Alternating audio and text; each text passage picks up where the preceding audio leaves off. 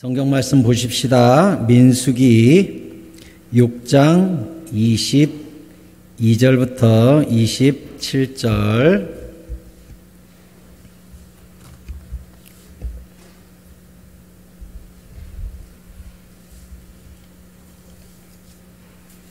민수기 6장 22절부터 27절. 자, 찾으셨으면 한 구절씩 교독하시겠습니다.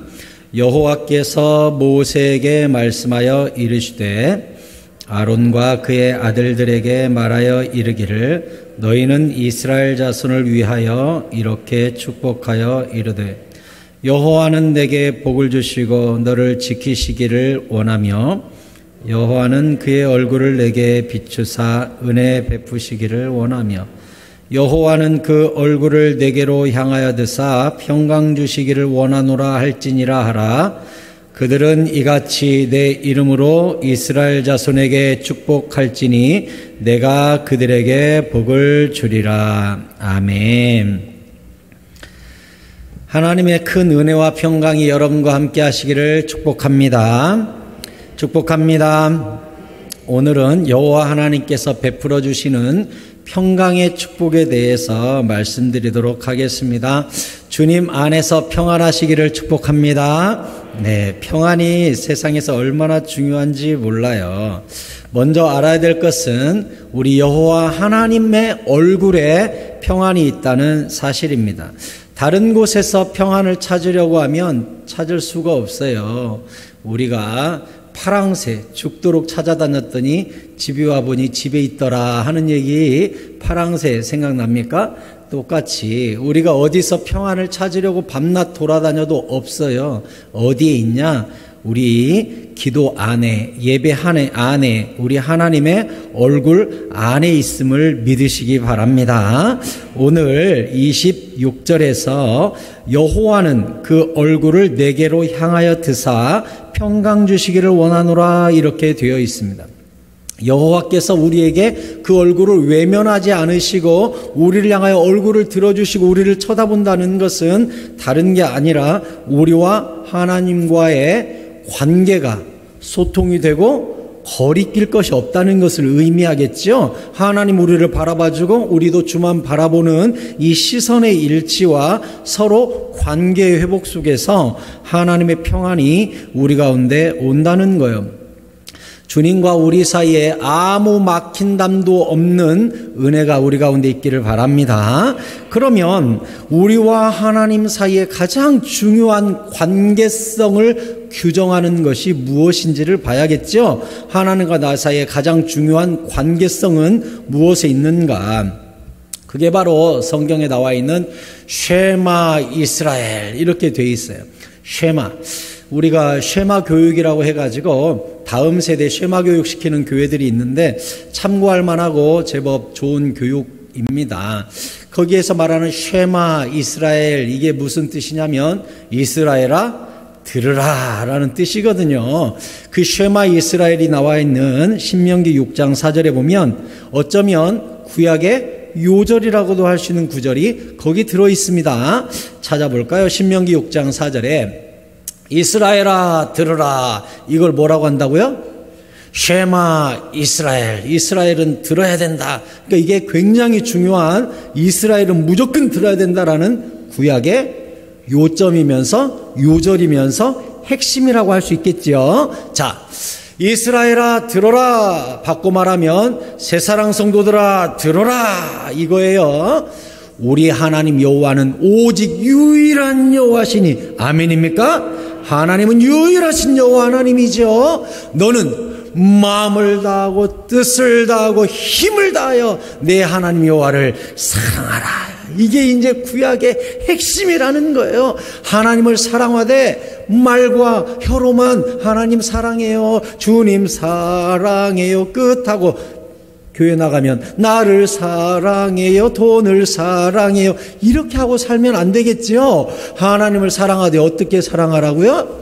마음을 다하고 뜻을 다하고 힘을 다해서 내 하나님을 여호와를 사랑하는 것, 이게 하나님과 우리 사이에 가장 중요한 관계성이라는 거예요. 여러분, 주님을 뜨겁게 연애하시기 바랍니다. 하나님을 정말 사랑하세요. 힘과 뜻과 정성을 다하여 주를 갈망하고 바라보세요. 입술로만 고백하지 말고 삶 속에서 주님을 정말 사랑하세요. 예배를 사랑하세요. 여러분, 비가 오면 길바닥에 뭐가 꿈틀꿈틀 기어다녀요. 뭐예요? 비가 오면 꼭 길바닥에 막 기어다니는 게 있네. 뭐예요? 지렁이. 이 지렁이가 막 기어다녀요. 지렁이가 왜 나오게요? 비만 오면? 야, 비 온다, 좋다 하고 얘네들이 나와요? 아니에요. 지렁이는요, 땅속에서 피부로 숨을 쉰대요. 피부로. 비가 오면 물이 땅속에 스며드니까 익사하는 거예요. 얘네들이 땅속에 있으면. 그러니까 왜 나와요? 숨쉬러 나와요. 숨쉬러. 근데 얘네들이 미쳐 이동간에 흙을 못 만나면 나중에 땡볕 나오면 길바닥에서 말라 죽고 개미가 물어가고 하는 거 여러분 보셨죠? 얘네들이 왜 나와요? 숨쉬러 나와요. 저는 오늘 이 수요예배 오신 여러분들은 살기 위해, 숨쉬기 위해 주님을 사랑하는 까닭에 나와 있는 줄로 믿습니다. 너 하나님 사랑하지만 집에 있어. 우리는 못 그러잖아요. 그 땅속에 있다가는 지렁이처럼 내가 숨 못 쉬어서 죽게 생겼는데 누가 나를 막아. 나는 교회당 가야겠다. 나는 예배 드려야겠다. 내가 집에 있다가 질식해서 죽겠다 하고 우리 나온 거 아닙니까? 할렐루야. 주님께서 우리를 얼마나 사랑하실까요? 네가 나를 찾았어. 네가 나를 사랑했어. 말과 혀로만 찾는 것이 아니라 마음을 다하고 뜻을 다하고 힘을 다하여 네가 나를 찾았어. 하나님이 이미 우리에게 평안과 축복을 준비하고 계신 줄로 믿습니다. 6절에 오늘 내가 내게 명하는 이 말씀을 너는 마음에 새기고 하나님을 온 마음과 뜻과 정성을 다하여 힘을 다하여 사랑하는 사람의 증거, 주님을 정말 사랑하는 사람의 증거, 그게 뭐라는 거예요? 하나님 말씀을 가슴팍에 새기고 산다는 거예요. 여기다가 진짜 하나님을 사랑하는 사람은 말씀에 빠져든다는 거예요. 말씀을 새긴다는 거예요. 사랑한다고 해놓고 주님이 전화 걸어도 에이 수신거부, 에이 수신거부 이러는 사람 있어요? 사랑하는 사람이 전화했는데 에이 수신거부 안 받아 이러는 사람 있어요? 없지요. 사랑하는 사람이 전화 걸면 한 번만 배를 줘도 자기야 사랑하니까 기다렸다가 왜 또 전화했어 이러잖아요. 사랑하니까. 우리가 주님을 사랑하면 사랑하는 사람의 특징이 뭐라고요?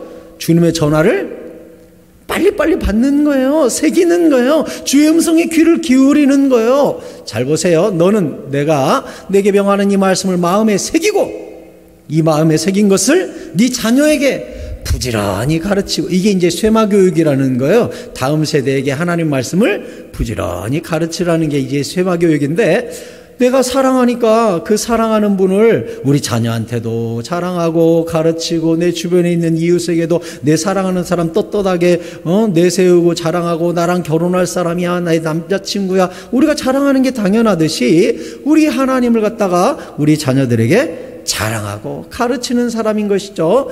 집에 앉았을 때든지 길을 갈 때든지 누워있을 때든지 일어날 때든지 이 말씀을 강론하고 8절 너는 또 그것을 말씀을 손목에 메고 기호를 삼고 미간에 붙여 표로 삼고 문설주와 바깥문에 기록하면서 말씀을 가슴에 온 삶의 곳곳에 가까이 하고 새기고 순종하는 사람이 하나님을 진심으로 힘을 다하여 사랑하는 사람의 특징이라는 것이죠. 그럼 이게 말씀을 곳곳에 기록해라, 이마에 붙여라, 팔목에 달아라 이렇게 이야기하는 이유가 뭐예요?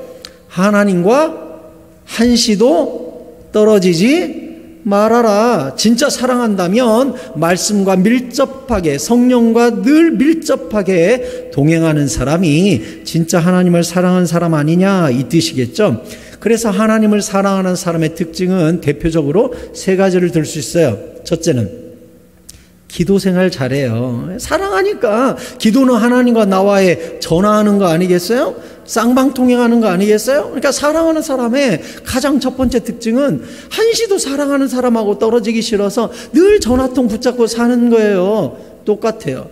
하나님을 사랑하는 사람의 첫 번째 특징은 하나님의 얼굴빛이 그 사람에게 비추는 사람은 기도 생활을 해요. 그렇게 어디를 걷든지 가든지 시시때때로 주여 주여 주여 하면서 주님과 기도 생활을 해요. 또 두 번째는 우리에게 구원을 주시고 천국을 주시고 먼저 예수 그리스도로 당신의 사랑을 우리에게 보여주신 하나님께 감사하고 찬양을 해야겠죠. 그러니까 두 번째로 나타나는 가장 확실한 증거가 뭐겠어요? 예배 생활을 해요. 와서 하나님께 주님 감사해요, 주님 사랑해요, 주님 찬양해요 하면서 늘 예배 생활하는 거예요. 그리고 세 번째로는 성경을 통해, 설교를 통해, 교육을 통해 깨달은 하나님의 말씀을 오늘 성경 말씀대로 가슴에 새기고 순종의 삶을 사는 거예요. 사랑하니까. 그러니까 이 대표적인 것 세 개를 기억해야 돼요. 하나님을 진짜 사랑하고 주님과 시온의 대로가 열려있는 그 사람, 하나님과 관계가 확 회복되어 있는 사람, 하나님과 막힌 담이 없이 뻥 뚫려있는 그 사람, 하나님을 진심으로 사랑하는 그 사람의 세 가지 대표적인 특징이 첫째가 뭐라고요? 기도 생활이에요. 주님과 늘. 두 번째는 예배를 통해 늘 주님의 얼굴을 갈망해요. 세 번째는 주의 말씀을 가슴에 새기고 늘 순종의 삶을 살기 위해 노력한다는 것이죠. 여러분, 이 세 가지로 말미암아 주님 안에 거하시기를 바랍니다. 요한복음 15장 5절에 보니까 예수님께서 이렇게 말씀하셨어요. 같이 읽을까요? 시작. 나는 포도나무요 너희는 가지라. 그가 내 안에 내가 그 안에 거하면 사람이 열매를 많이 맺나니 나를 떠나서는 너희가 아무것도 할 수 없습니다. 아멘. 요즘 우리 교회 이렇게 꽃을 이렇게 갖다 놓으면 이 꽃이 얼마나 오래 가는지, 전에 있던 꽃은 한 3개월 동안 피어 있고 이번에 갖다 놓은 꽃은 지금 한 달 이상 이렇게 피어 있는데 너무나 이쁘죠. 우리 교회 공기가 좋은가 꽃이 진짜 오래 가요. 얘네들이 화분이 아니고 꽃꽂이였다면 얼마나 갔을 것 같아요? 이렇게 그냥 꽃병에다 꽂아놨다면 얼마나 갔을까요? 잘해야 1, 2주 가고 다 시들었겠죠. 근데 지금 한 달, 두 달 얘네들이 예쁘게 피어있는 이유가 뭐예요?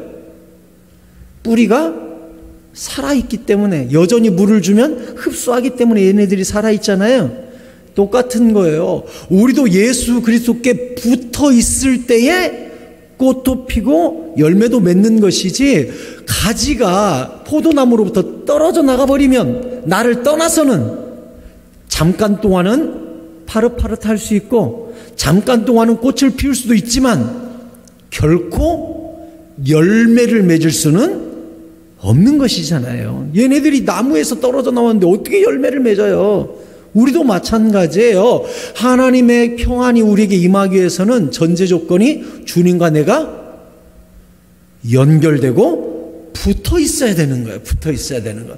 그러니까 이 붙어 있는 것은 굉장한 영적 전쟁이에요. 사탄은 하나님과 나 사이를 이간질하기 위해서 애를 쓰고 나는 하나님을 어떻게든 붙어 있으려고, 그 안에 있으려고 노력하는 것이죠. 그 대표적인 게 뭐라고 그랬어요? 세 가지가?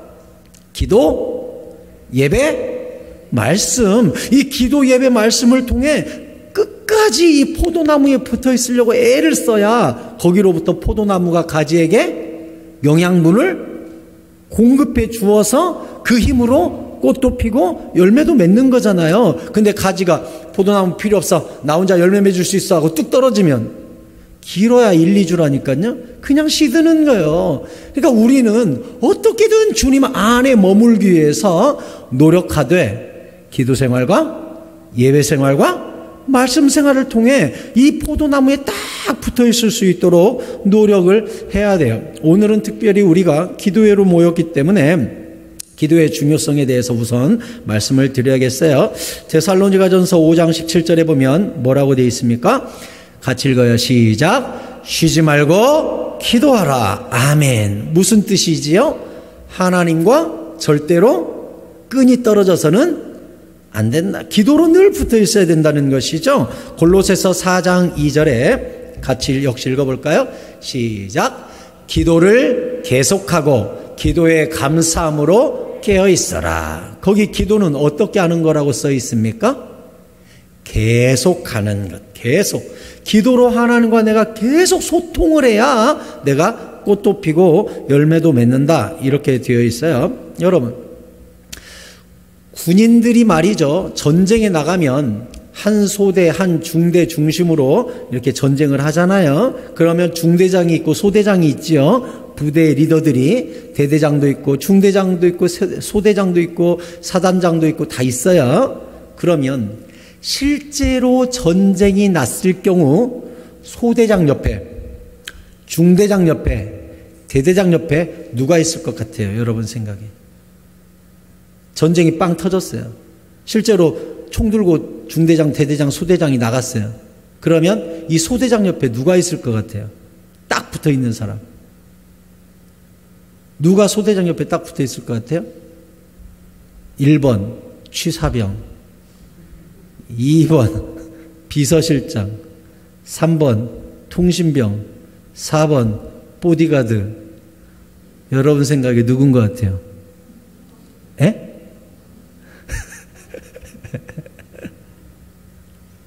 통신병이에요. 통신병. 왜? 전쟁 나면 소대장이 옆에 있는 통신병한테 야 빨리 뭘 지원해달라 그래. 빨리 전화해서 땡크 오라 그래. 빨리 해가지고 비행기로 앞에 폭격해달라 그래. 빨리 전화해가지고 포병이 앞에다 쏴달라 그래. 이걸 다 마구마구 던져요. 소대장, 중대장, 대대장들이.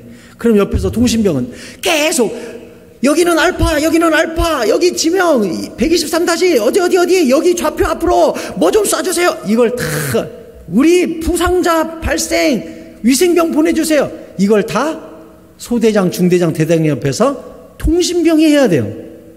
만약에 이 통신병이 죽었다 그러면 또 다른 사람이 통신병 장비를 짊어지고 반드시 소대장, 대대장 옆에 따라붙게 돼 있어요. 왜? 통신이 끊어지면 이 부대는 고립되면 죽어요. 영적으로 보자면 우리 크리스찬들에게도 똑같이 적용할 수 있어요. 우리가 언제 죽어요? 하나님과 나 사이에 통신이 끊어지면 죽는 거예요. 통신이 끊어지면. 반드시 하나님과 나 사이에 안테나를 높이 세우고 주파수를 맞춰놔야 돼요.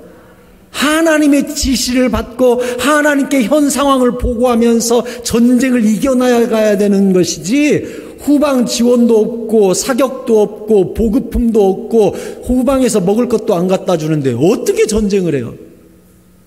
하나님한테 하나님 여기 전방에 쌀이 떨어졌습니다. 보급품을 보내주세요. 하나님 여기에 지원 병력이 필요합니다. 여기 부상자가 발생했습니다 하고 끊임없이 하나님께 보고를 하면 하나님은 후방에서 계속 지원을 하고 돕고 앞서가 주시고 전방에다가 지원도 해주고 폭격도 해주고 해가지고 나를 살려주시는 건데 통신이 끊어져 버리면 전멸하는 거예요. 전멸.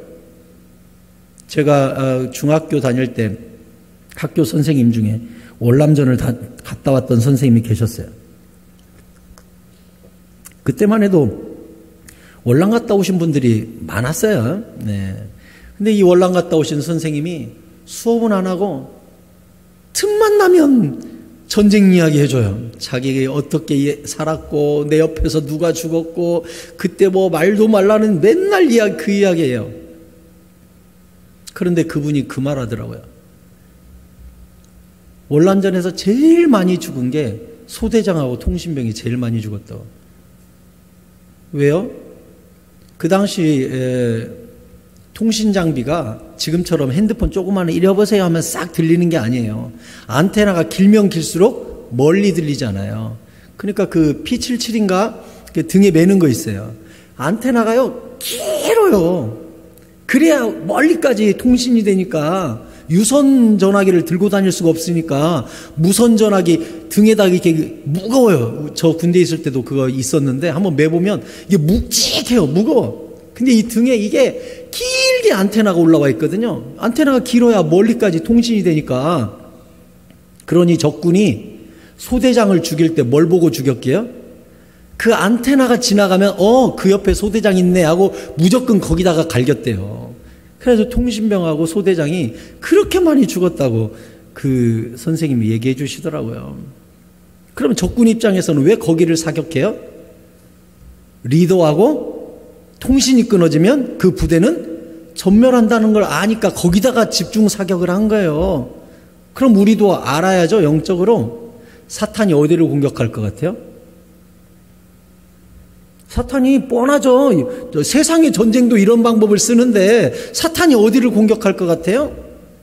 그 교회의 리더와 두 번째는 기도하는 걸 공격하는 거예요. 기도 못하게 하는 거예요. 리더를 쓰러뜨리는 거예요. 그러면 목자가 없으면 양들이 흩어지듯이 리더와 기도하는 사람을 당연히 사탄이 공격할 거 아니에요. 우리는 사탄의 전략을 알아야 돼요. 특별히 나의 기도 시간을 빼앗는 지나치게 바쁜 것, 지나치게 염려하는 것, 기도보다 우선시되는 것, 이런 것들에 대해서 우리가 영적인 경계심을 가지고 분별할 줄 아는 지혜가 있기를 바랍니다. 그래야 돼요. 기도보다 우선적인 건 없어요. 세상에 지렁이도 살겠다고 나오는데 기도 안 하고 우리가 어떻게 영원히 살아요? 지렁이보다도 못한 사람이지. 기도 안 하는 사람은 지렁이도 살겠다고 나와서 땅속에서 질식할까 봐 나오는데 우리는 땅속에서 괜찮아요 하고 죽고 있으면 지렁이보다도 못한 사람이죠. 기도하러 꿈틀거려야죠. 사탄이 그걸 노리는데, 통신선을 끊기 위해 쓰는데 그거만큼은 붙잡아야죠. 끝까지 통신만 붙잡고 있으면 사막에서도 구조될 줄로 믿습니다. 사막에서도 구조됩니다. 끝까지 통신만 안 끊어지면 사막에서도 살아요. 왜? GPS 추적하고 여차저차해서 기어코 찾아낼 수 있어요. 통신만 안 끊어지면. 영화 같은 거 보세요. 우주 한복판에서도요, 통신만 안 끊어지면 가서 찾아와요. 통신이 이렇게 중요한 거예요. 하나님과 내가 연결되어 있다면 바다 끝에 가서 거한다 할지라도 주님이 나를 추적하시고 살려낼 줄로 믿습니다. 이게 기도의 위력이에요. 하나님과 이 통신이 끊어지지 않도록 최선을 다해야 돼요. 감사한 건 우리가 주님 앞에 이렇게 통신이 끊어지지 않고 계속 기도 생활을 하면 하나님께서 우리에게 성령을 부어주시고 그때부터는 성령 기도가 돼요.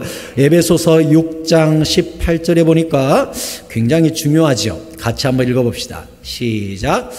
모든 기도와 간구를 하되 항상 성령 안에서 기도하고 이를 위하여 깨어 구하기를 항상 힘쓰며 여러 성도를 위하여 구하라 했어요.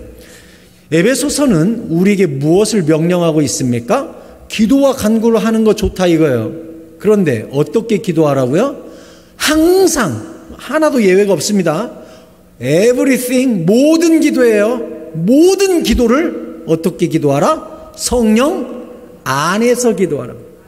그러니까 내 생각대로 기도하지 말고 성령님이 원하시는 기도를 하라는 거예요. 성령 충만한 기도, 성령이 기뻐하시는 기도. 제가 이제 다음 주에 또 말씀을 이어서 전하겠지만 우리가 예수 이름으로 기도한다는 것의 뜻이 뭡니까? 우리가 모든 기도에 이 모든 말씀 예수님의 이름으로 기도드리옵나이다. 아멘. 우리가 이렇게 마치잖아요. 그럼 예수 이름으로 기도한다는 뜻이 무엇이에요? 예수 이름으로 우리가 기도한다는 거예요? 그게 무슨 뜻입니까? 이 기도는 예수님이 내 옆에 있다면 이 기도에 사인을 하셨을 겁니다. 라는 확신을 가지고 드리는 기도예요. 다시 말해 예수님의 인감증명서를 첨부할 수 있는 기도문에 예수 이름으로 기도합니다라고 우리가 붙여서 하나님께 올리는 거예요. 그러면 그 예수 이름으로 기도합니다라는 예수님의 도장을 찍을 수 있는 기도는 어떤 기도냐고요?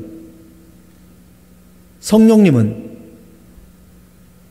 로마서 8장 26절에 보니까 성령 기도의 특징이 나와요. 이와 같이 성령도 우리의 연약함을 도우시나니, 우리의 기도는요 연약해요. 앞뒤가 안 맞아요. 어떤 때는 막 정욕적이에요. 어떤 때는 막 이기적이에요. 이 연약한 기도를 성령님이 도와주시는데 우리는 마땅히 정확히 기도할 바를 알지도 못해요. 어떤 게 하나님 마음에 드는 기도인지도 몰라요. 그냥 해요. 그런데 오직 성령이 말할 수 없는 탄식으로 우리를 위하여 친히 간구해 주시는 거예요. 그러니까 성령님의 기도, 성령의 감동된 기도는 땅에 떨어지지 않고 하늘 보좌에 상달이 되는 것이죠. 27절에 마음을 살피시는 이가 성령의 생각을 아시나니 이는 성령이 하나님의 뜻대로 성도를 위하여 간구해 주신다는 거예요. 그러니까 내 기도와 성령 기도의 차이점은 뭐예요? 내 기도는 나의 뜻대로 간구해요. 내가 원하는 것, 내가 기뻐하는 것. 근데 성령 기도는 하나님의 뜻대로 간구하고 하나님이 기뻐하시는 것을 간구해 주는 거예요. 성령 충만하시기 바랍니다. 기도를 열심히 하고 성령으로 깨어 있으면 성령 충만해요. 성령 충만하다는 증거는 뭡니까? 어떻게 그 사람이 성령 충만한 걸 알 수 있죠? 여러분, 성령이 충만하다는 건 다른 뜻이 아니에요. 내 안에 나의 생각과 성령의 생각이 함께 있지요. 맞습니까? 기도하면요, 내 안에 성령의 생각과 내 육신의 생각이 함께 있어요. 그럼 성령 충만하면 그 증거가 뭐예요? 성령의 생각이 나의 생각을 이겨요. 이걸 뭐라 그래요? 성령 충만한 사람이라 그래요. 그런데 내 안에 성령의 생각과 나의 생각이 있는데 나의 생각이 성령의 생각을 이겨. 이 사람을 뭐라 그래요? 육신의 사람이라고 하는 거예요. 그러면 우리가 성령의 생각에 굴복하기 위해서는 우리 안에 뭐가 있어야 돼요? 아까 신명기서에 써 있었죠. 쉐마 이스라엘. 뭐가 있었어요? 너희 마음에 하나님의 말씀을 새기고, 이렇게 돼 있죠. 그러니까 우리가 성령의 생각에 굴복한다는 건 사실은 말씀에 굴복한다는 거예요. 말씀에. 그러니까 그 사람이 성령 충만한지 뭘로 알 수 있습니까? 내 안에 있는 새겨진 하나님의 말씀에 내가 순복하고 엎드리고 내가 그 앞에 기꺼이 패배하는 사람, 그 사람이 성령 충만한 사람이지요. 그 사람의 기도는 하나님이 들으시는 거예요. 그 사람의 기도는 내 백성이니까 하나님 백성의 기도, 성령 충만한 기도 하나님이 들으시는 거예요. 그래서 28절에 우리가 알거니와 하나님을 사랑하는 자, 아까 하나님을 사랑하는 자의 특징이 뭐였어요? 온 마음과 뜻과 힘과 정성을 다하여 하나님을 사랑하고 주의 말씀을 심장에 새기는 그 사람의 하나님의 뜻대로 부르심을 입을 자들에게는 내 기도는 엉망진창이에요. 성령의 기도는 하나님의 뜻대로 간구해요. 그런데 엉망진창인 기도나 성령의 기도가 28절 뒷부분에 뭐라고 되어 있어요? 이 모든 기도가 합하여 선을 이루게 된다는 거야. 그러니 성령 충만한 사람의 특징은 뭐예요? 때로는 내 생각대로 막 기도하고, 때로는 엉망진창으로 기도하고, 때로는 주님 앞에 땡깡도 피우고 막 이렇게 기도했는데 성령이 그걸 다 다듬어 가지고 하나님식으로 바꿔서 하나님의 깊은 것이라도 통달하는 성령이 지혜롭게 올려주니까 하나님이 그 위에서 또 모든 것을 합하여 선을 이루는 응답으로 우리에게 내려주신다는 거예요. 그러니까 육신의 기도만 하는 사람은 평생 응답 못 받아요. 내 기도만 하니까, 이기적인 기도, 엉망진창 기도하니까. 그런데 성령 충만한 사람은 내가 엉뚱하게 기도해도 성령님이 만들고 다듬고 해가지고, 우리 애들이 처음에 어릴 때 이름 가르쳐 줄 때, 초명아 이리 와, 아빠가 네 이름 가르쳐 줄게. 초명 써봐. 얘가 쓰나요? 막 그리는 하고 막 삐뚤빼뚤 막 그래요. 그러면 내가 어떻게 해요? 그 아이가 잡고 있는 크레파스나 색연필 위에 내 손으로 잡고, 잘 봐. 초, 명, 이렇게 쓰죠. 얘가 쓴 거예요? 내가 쓴 거예요? 아니, 얘가 글씨 쓰는데 내 손을 얹어서 써줬어요. 이름 가르쳐 줄게. 처음에 이렇게 써줬어요. 내가 쓴 거고요. 얘가 쓴 거예요. 이걸 뭐라 그래요? 합하여 선을 이룬다는 거예요.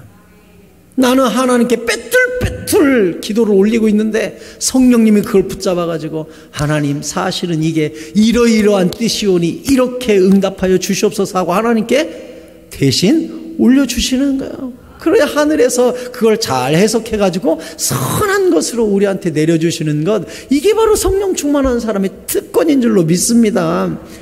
늘 기도로 깨어있어서 말씀을 새기고 성령의 뜻에 굴복하면서 충만해야 돼요. 계속 거절하고 계속 불순종하고 계속 내게 나의 생각이 성령의 생각을 이기면, 제가 전에도 이야기했죠. 성령님이 어떻게 하신다고요? 그때부터는 침묵하시는 거예요. 근심하시는 거예요. 소통이 단절되는 거예요. 그 사람은 기도하면서 즐거움을 누리질 못해요. 응답을 누리질 못해요. 그냥 울분만 토하고 스트레스 풀고 끝나는 거예요. 응답이 안 와요. 왜? 늘 불순종하면서 기도하는데 뭐가 응답이 와요? 성령 안에서 늘 기도함으로 하나님과 소통하고 성령의 생각에 굴복하면서 성령의 충만함이 있는 사람의 기도는 하나님께 성령님이 자연스럽게 올려가지고 모든 것을 합하여 선이 되는 가장 좋은 하나님의 응답으로 우리 삶에 내려주신다는 거예요. 이렇게 하나님과 시온의 대로가 열려있고 거리낄 게 없고 우리 안에 성령의 충만해서 주의 얼굴을 대면하여 보고 늘 기도로 깨어 하나님과 소통하면 하나님이 우리에게 오늘 무엇을 주신다고요? 평강을 주신다고요. 할렐루야. 그래서 기도로 깨어있는 사람, 성령 충만한 사람의 가장 두드러진 특징 중에 하나가 무엇이냐? 평안해요. 평안해. 똑같은 상황에 있어도 평안해요. 평안해요. 여러분, 예루살렘 뜻이 뭐예요? 예루살렘. 그 살렘은 샬롬이에요. 앞에 예루는 건축물이라는 뜻이거든요. 예루살렘 그러면 평강의 건축물, 그래서 예루살렘을 평화의 도성이라고 합니다. 평화의 성. 그러니까 왜 예루살렘이라고 만들었을까요? 이 예루살렘에 평안이 있기를 원해서 예루살렘이라고 이름 붙이고 거기서 사람들이 살겠지요. 그런데 오늘날 예루살렘이 예루살렘이에요? 아니에요. 국제 분쟁 지역이고 중동의 화약고예요. 늘 테러가 있고 무서운 곳이에요. 거기가. 왜 샬롬이 없어요? 이름만 잘 지어놓으면 샬롬이 와요? 성을 단단히 야무지게 지어놓으면 샬롬이 와요? 경제력이 빵빵하면 샬롬이 와요? 이스라엘의 군사력이 빵빵하니까 샬롬이 와요? 폭력으로 샬롬은 쟁취하는 거예요? 이스라엘이야말로 미국 모든 경제권의 40% 이상을 쥐고 있대요. 이스라엘이. 맘만 먹으면 세계 은행들을 막 도산시키고 할 수 있는 군사력과 경제력이 이 유대인에게 다 있대요. 그러면 그 힘과 능력이 예루살렘을 지켜요? 시편 127편 1절에서 뭐라고 가르치고 있습니까? 여호와께서 집을 세우지 아니하시면 세우는 자의 수고가 헛되고 여호와께서 성을 지키지 아니하시면 파수꾼에 깨어 있음이 헛되도다 했어요. 아무리 성을 잘 짓고 아무리 적금을 잘 들고 아무리 보험을 빵빵하게 들어놨어도 하나님이 지켜주시지 아니하면 우리가 밤낮 깨어 있는 것도 허사라는 거예요. 우리가 이번 코로나 사태를 통해 느끼지 않습니까? 아무리 우리가 마스크 잘 쓰고 보호한다 그래서 우리가 지켜져요? 어디 가서 어떻게 감염될지 전혀 예측이 안 되는 세상을 우리가 살고 있잖아요. 우리가 철저하게 준비한다 그래서 지켜져요? 아니에요. 우리도 최선을 다해야 되지만, 우리도 방역을 하고 마스크 쓰고 최대한 소독하고 열심히 노력해야 되지만, 결국은 여호와께서 지켜주시지 않으면 아무 소용이 없는 것입니다. 2절에서 뭐라 그랬습니까? 너희가 일찍 일어나고 늦게 누우며, 아침에 일찍 일어나서 하루 종일 노동을 해서 돈을 벌었어요. 그래가지고 아침부터 밤까지 막 12시간, 15시간, 18시간씩 막 일을 했어요. 그래가지고 수고의 떡을 먹어요. 근데도 병 걸리고 아프고 죽으면 무슨 소용이 있어요? 일찍 일어나고 늦게 누우며 수고의 떡을 먹은 금이 하나님이 지키시지 않으면 허사라는 거예요. 헛되라는 거예요. 그래서 여호와께서 지키시는 집, 여호와께서 지키시는 성, 그 성이야말로 그의 사랑하시는 자에게는 잠을 주는 거예요. 편히 잘 수 있는 거예요. 평안이 거기서 오는 거예요. 평안은 하나님에게서 오는 것이지 우리가 만들어내거나 우리가 지킬 수 있는 것이 아니에요. 여러분, 사도 바울이 죄수의 신분으로 배를 타고 이제 로마로 압송될 때 거기에 많은 죄수들이 함께 타고 배를 타고 지중해를 건너가고 있었습니다. 그때 유라굴로라는 큰 광풍을 만나서 배가 이제 파선하게 됐잖아요. 사람들이 물건을 집어 던지고 각각의 신들의 이름을 불러가면서 막 발버둥을 치잖아요. 그러니까 이 백부장이랑 이 죄수들 우리가 그냥 탈출하기 전에, 배가 부서지기 전에 죽여버리자 막 이런 의견도 나오고, 그 상황에 모든 죄수와 군사와 바울이랑 전부 다 이 폭풍 속에서 생명의 촉급함을 느끼고 있을 때 보세요. 사도행전 27장 18절에 보니까 우리가 풍랑으로, 이게 이제 유라굴로라는 풍랑이 와가지고 배가 막 이제 심히 애쓰는데, 이튿날 사공들이 짐을 바다에 다 풀어버리고 사흘째 되는 날에는 배 기구까지 그들의 손으로 다 내던졌다는 거예요. 배 무게를 줄이려고. 20절에 여러 날 동안 해도 별도 보이지 않고, 그러니까 낮에도 끔끔하고 밤에도 깜깜해서 해도 달도 별도 아무것도 안 보여요. 큰 풍랑이 그대로 있어요. 그러니 구원의 여망마저 없어졌습니다. 이제 우리 다 내던졌는데 몇 날 며칠 하늘이 안 보이고 별도 안 보이고 달도 안 보이고 해도 안 보이니 구원의 소망이 이제 싹 없어졌어요. 여러 사람이 오래 먹지도 못해. 왜? 배가 막 20m씩 올라갔다가 30m씩 뚝뚝 떨어지니 모두 다 배멀미하고 먹어봐야 소용도 없어요. 그리고 무서워서 오랫동안 사람들이 먹지도 못해요. 그때 바울이 그 풍랑 가운데 우뚝 서서 말을 합니다. 바울이 딱 일어나더니, 여러분이요, 폭풍 속이니 이 난리 속이니 얼마나 큰 소리로 얘기했겠어요. 거기 100몇십 명의 사람들이, 200몇십 명의 사람인가 있는데, 그러니까 사도 바울이 큰 소리로 여러분 했겠죠. 폭풍 속에서 그 난리통에 여러분 내 말을 듣고 글에 대해서 떠나지 아니하여 이 타격과 손상을 면하였다면 얼마나 좋을 뻔했습니까? 처음에 사도 바울이 떠나지 말자 그랬거든요. 반드시 풍랑을 만날 거라고. 근데 우겨가지고 떠났거든요. 그러니까 사도 바울이 처음부터 내 말을 들었으면 이 고생 안 했지, 이 말 하고 나서 22절, 내가 너희를 권하노니 이제는 안심하라. 할렐루야. 여러분, 이 음성을 듣게 되기를 바랍니다. 이제는 안심하라. 아니, 지금 배가 잔잔해졌습니까? 폭풍이 잔잔해졌습니까? 바람이 멈췄습니까? 지금도 배가 막 몇십 미터 올라갔다가 몇십 미터 꺼지면서 난리통인데, 전부 사공들까지 지금 죽는다고 하고 있는데, 사도 바울이 뻘떡 일어서더니 내가 그러길래 뭐라고 그랬습니까? 떠나지 말자 그랬지. 하지만 이젠 안심하라. 말도 안 되죠. 이제 안심하래요. 뭐래요? 너희 중 아무도 생명에는 아무런 손상이 없고 오직 배만 잃어버릴 것이다. 믿어집니까? 이게? 지금 이 폭풍이 치고 있는데 그것도 몇 날 며칠 지금 배가 깨지기 직전인데 우뚝 일어선 바울이 안심하라, 배만 잃어버리고 여러분은 한 명도 안 죽는다, 이렇게 한 거예요. 그러면서 23절에 뭐래요? 내가 속한 바. 할렐루야. 사도 바울은 폭풍 중에도 누구에게 속해 있어요? 하나님, 여호와 하나님께 속하여 있어요.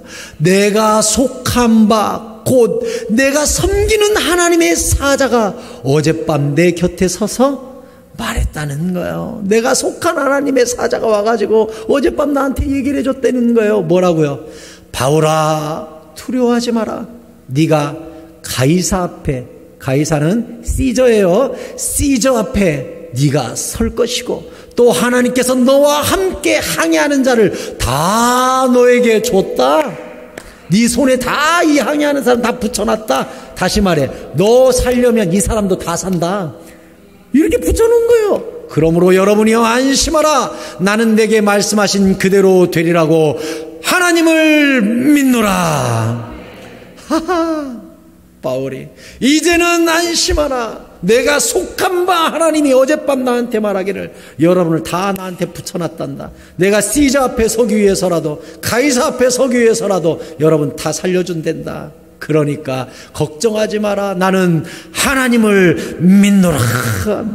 26절에 그런즉 우리가 반드시 한 섬에 걸리리라 하고서 그 뒤에 섬에 실제로 걸리고 배는 박살났는데 거기서 모두 다 수영할 수 있는 사람은 수영해서 나오고 수영 못하는 사람은 배에 있는 판자떼기 물건 다 안고 나와서 세봤더니 한 사람도 죽은 사람이 없었다고 그 뒤에 기록되어 있어요. 여러분, 그렇다면 사도 바울이 이 폭풍 중에서 이제는 안심하라 하고 평안을 외칠 수 있었던 이유는 무엇입니까? 이 평안은 환경과 관계가 없는 평안이죠. 지금 상황은 배가 깨지기 직전이고 여전히 폭풍이 어마어마하게 몰아치고 있는 한가운데서 사도 바울은 평안을 선포하고 있죠. 왜 그래요? 이 평안은 환경이 주는 평안이 아니라 어젯밤 내가 속한 하나님이 와서 주신 말씀 가운데 들어있는, 약속 가운데 들어있는 평안이지요. 할렐루야. 그래서 신자의 평안은 환경과 아무 상관이 없습니다. 누구는 경제가 어려워서 큰일 났네, 코로나 때문에 큰일 났네, 뭐 때문에 큰일 났네. 저도 아직 50년은 못 살았지만 평생 사는 날 동안 경제 좋아 죽겠네 소리는 한 번도 들어본 적이 없습니다.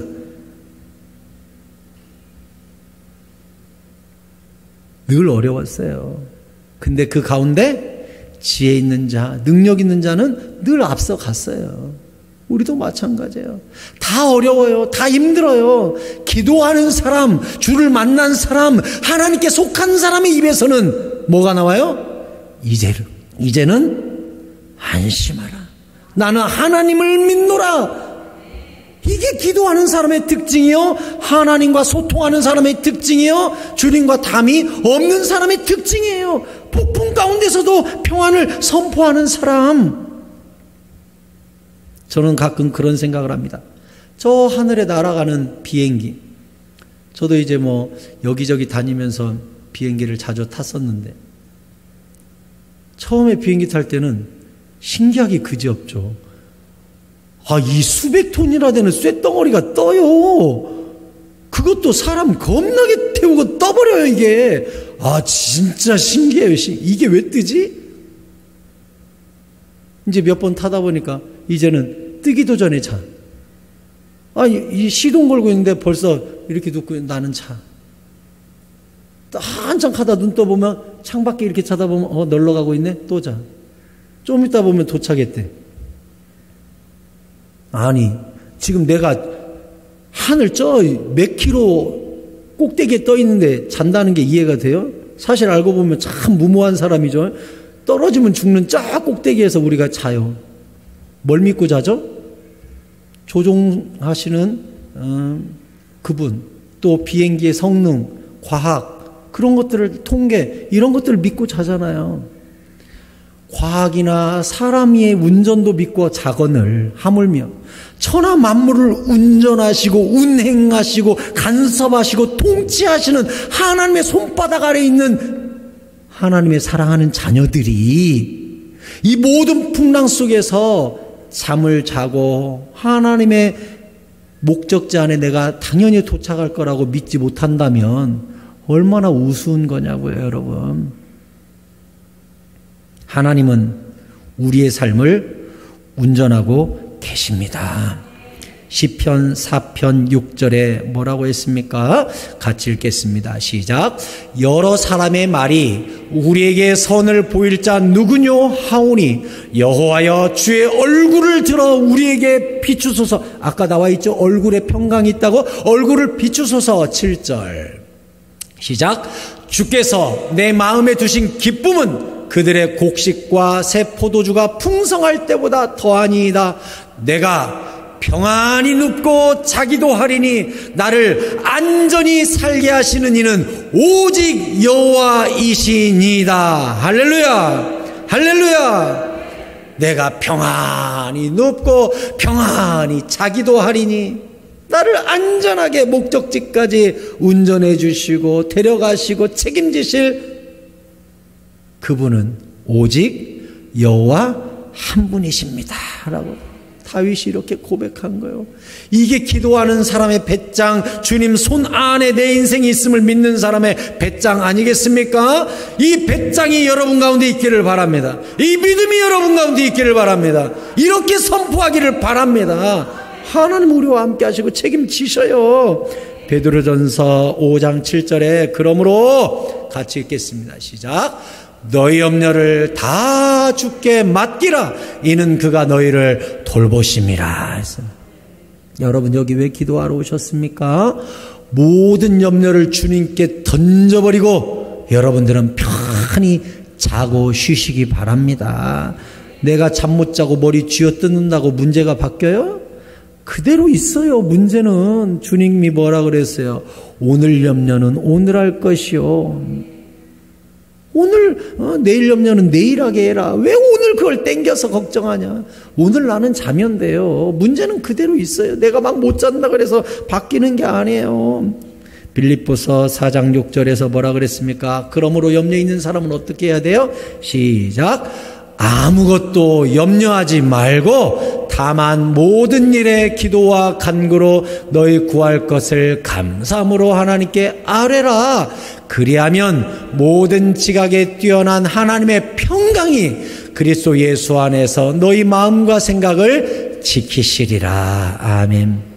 하나님의 평강이 누구에게 와요? 하나님께 아뢰는 사람, 맡긴 사람, 기도한 사람, 그 사람에게는 하나님이 잠도 주시고 평안도 주셔요.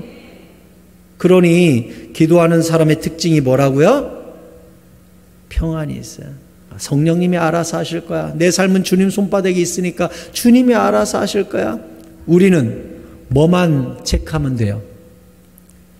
기차표만 체크하면 돼요. 제대로 탔나? 이것만 체크하면 기차는 어차피 가요. 그런데 기차 타놓고 이거 어디 가는 거 맞아요? 확실해요? 그래요? 밤낮 그래봐야 소용없어요. 그냥 기차표만 보고 제대로 탔네 그러면 가요. 그러니까 우리는 뭐만 확인하면 돼요? 내가 주님 안에 있는가? 성령님이 내 안에 계신가? 나는 기도로 깨어 있는가? 나는 주님께 맡겼는가? 나는 기도의 사람, 예배의 사람, 순종의 사람 맞는가? 맞다면 하나님이 우리의 삶을 책임지십니다. 그럼 이제 그때부터 평안하면 돼요. 아, 하나님이 알아서 하실 거야. 내가 내 인생이 주님 손바닥에 있어. 주님이 알아서 하실 거야. 나 기차 제대로 탔네? 끝난 거 아닙니까? 근데 타고도 왜 그렇게 고민을 합니까? 왜 그렇게 못 잡니까? 그냥 기차칸에서 푹 주무세요. 그러면 가요. 근데 거기서 못 자고 괴로워하고 그럴 필요 없어요. 기도하는 사람은 푹 자요. 제대로 기차 탔 사람이니까 푹 자요. 그래서 평안은 내가 고민하고 만들어낸다고 생기는 것이 아니라 주님께서 주시는 거예요. 그래서 사도 바울처럼 폭풍한 가운데서 안심하라 할 수 있는 것이지요. 요한복음 14장 27절에 자, 크게 읽읍시다. 시작. 평안을 너희에게 끼치노니 곧 나의 평안을 너희에게 주노라. 내가 너희에게 주는 것은 세상이 주는 것과 같지 아니하니라. 너희는 마음에 근심하지도 말고 두려워하지 않도록 말라 했어요. 세상이 주는 것과 달라요. 세상이 주는 것은 환경이 바뀌면 그것도 평안도 없어지는 평안이에요. 근데 예수님이 주시는 평안은 내 삶이 주님 손바닥에 있다는 것을 철저히 믿고, 이 배는 예수님이 운전하셔, 이 배는 주님이 주무시고 계셔, 이 기차는 주님이 차장 되셨어, 이 비행기는 우리 주님이 기장 되셔, 이것만 딱 믿고 있으면 내 삶을 맡기고 나는 살 수 있잖아요. 그런데 기장이 자격증이 있을까? 차장이 자격증이 있을까? 운전하는 이 운전수가 일종 면허를 땄을까? 맨 이런 생각하고 있으면 어떻게 차요?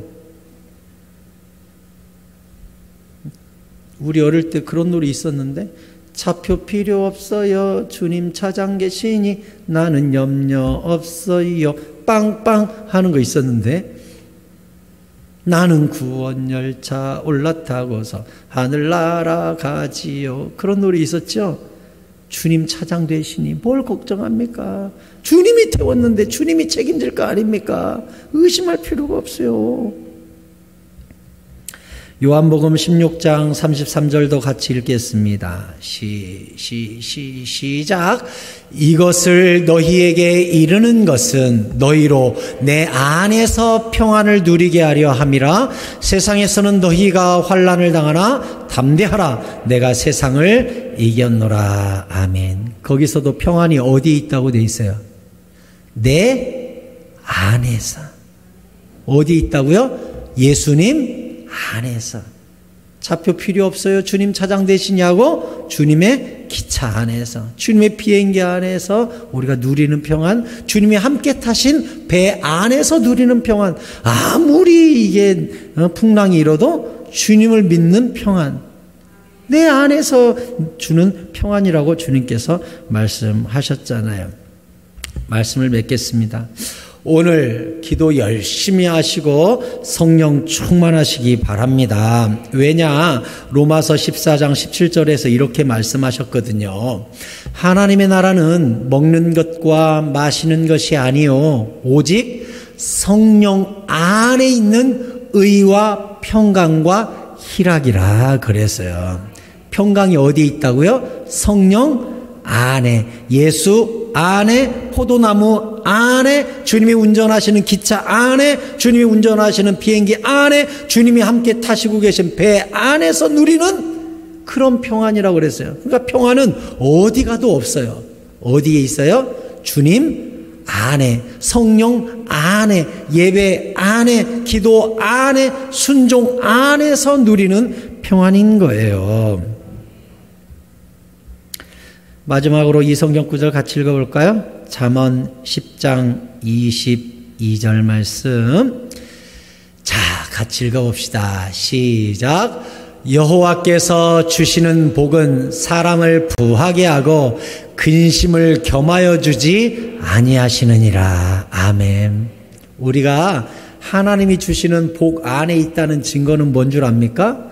하나님은요, 복을 주실 때 근심을 겸해서 주는 법이 없대요. 그러니까 내가 주님 안에 있으면서 여전히 평안을 누리지 못하고 근심하고 있다면 뭔가 잘못된 것이죠.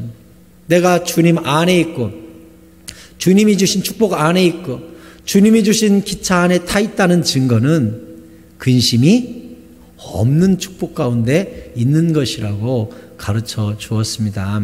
오늘 주님 앞에서 간구하고 기도할 때 나는 정말 근심이 없는 평안 가운데 있는가? 정말 내 안에 계신 성령이 나를 장악하고 계신가? 나는 주님이 운전하는 기차에 정말 올라타 있는 건 맞는가? 오늘 밤 깊은 잠을 잘 수 있는가? 폭풍 가운데서도 내가 속한 하나님이 말씀하시기를 하면서 내 영혼아 안심하라 라고 이야기할 수 있는가? 할렐루야.